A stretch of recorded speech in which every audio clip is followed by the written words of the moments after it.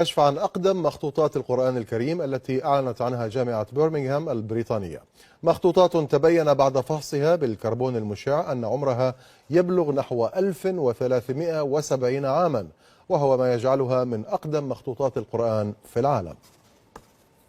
مع الذين يدعون ربهم بالغداة والعشي يحفظ القرآن عن ظهر قلب، ومع ذلك يهجئ ما يقرأه حرفا حرفا. مدير مسجد مدينة برغنهام البريطانية متفاجئ ومختبط ومتحمس مثله مثل من حوله، وهم إلى اليوم قلة من أفسح له المجال لرؤية وقراءة سطور أقدم مخطوطة قرآنية في العالم.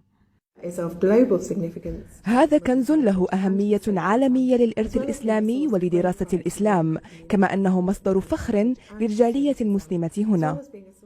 المخطوطة التاريخية كشف عنها في جامعة برغنهام.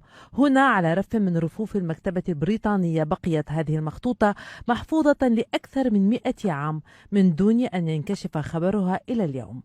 المخطوطة كانت مرفقة خطأ بأخرى أحدث من القرآن الكريم تعود إلى القرن السابع الميلادي، إلى حين وقوع صدفة صغيرة تغير الكثير على واقعها. لقد وجد باحث كان يعمل على مخطوطة معينة صفحات قديمة جدا من القرآن، وذلك الخط هو خط عربي قديم يسمى الحجازي. هذا يعني أنها تعود إلى منطقة الحجاز حيث تقع مكة المكرمة والمدينة، وطبعا النبي محمد كان هناك. لذلك حينما أرسلت تلك الصفحات لقياس عمرها دهشنا حينما وجدنا أنها تعود إلى عصر النبي محمد. النسخة الأقدم تجسدها صفحتان فقط، صنعتا من جلد حيوان، كتبتا بالحبر بخط حجازي جميل. صاحب اليد التي خطت هذه الصور قد يكون واحدة من معاصري النبي محمد عليه الصلاة والسلام، فعمر ما تشاهدون يزيد عن 1370 عاما. سنوات طويلة لم تعدل ولم تغير شيئا في النص المقدس. الخط وحده يحدث الفرق بانعدام النقاط على حروفه، أما ما تبقى فيتطابق مع القرآن الكريم.